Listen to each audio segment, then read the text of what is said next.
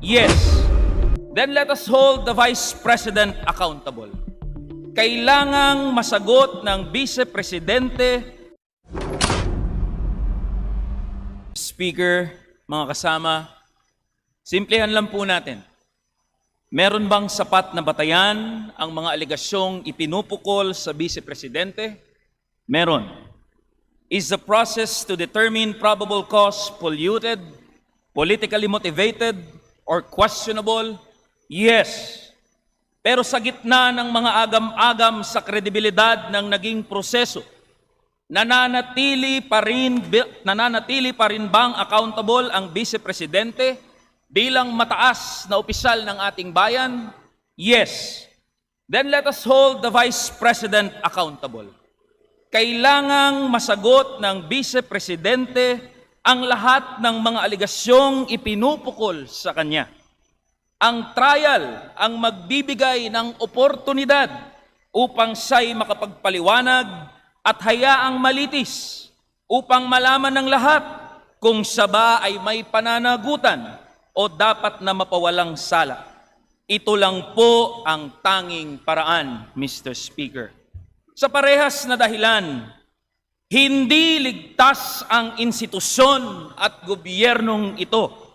Let us also hold those who cast the stone accountable. Hindi bulag at mangmang ang mga manggagawa. Hindi nawawala sa isip ng marami ang trilyong pisong kinurakot sa ghost flood control projects. Ang mga mali-maletang pera na nawala sa korupsyon sa ilalim ng administrasyon. Kaya ang usapin ng accountability ay sumasaklaw rin sa institusyong ito, maging kay Pangulong Bongbong Marcos.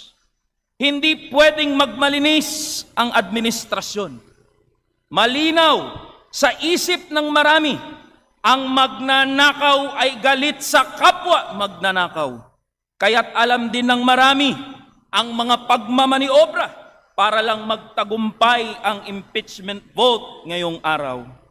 Mr. Speaker, mga kasama, sawa na po ang mga manggagawa at ordinaryong Pilipino sa ganitong bangayan ng mga politiko na ginagamit ang buong makinarya ng gobyerno upang ipatumba ang kanilang mga kalaban sa politika.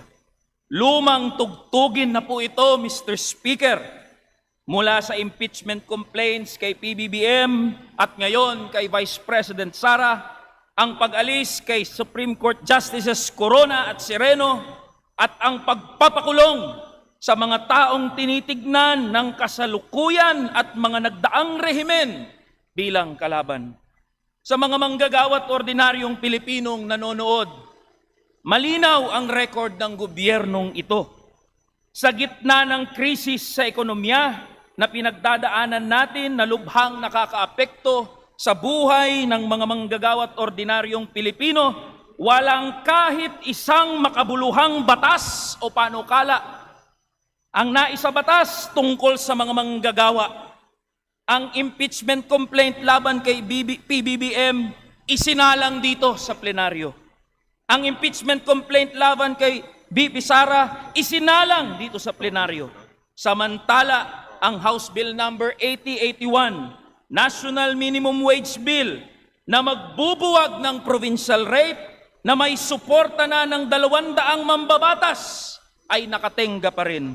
Ang taas sahod ay nakatenga pa rin. Kaya sa ngalan ng mga manggagawa at ordinaryong Pilipinong kinakatawan ng kamanggagawa, kami po ay tumitindig para sa pananagutan.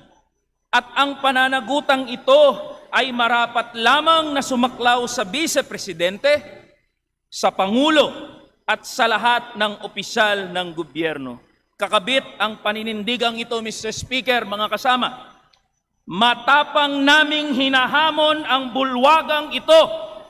Isa publiko natin ang ating mga salin, pumirma tayong lahat ng bank secrecy waiver at hayaan nating ilagay ang ating mga sarili sa pagsisiyasat ng publiko. Ito po ang hamon ng mga manggagawa at ordinaryong Pilipino sa bulwagang ito. Pangungunahan ng kinatawang ito ang hamon na nabanggit sa bulwagang ito. Maraming salamat po, Mr. Speaker. Mabuhay ang mga manggagawa at ordinaryong Pilipino. Majority Leader.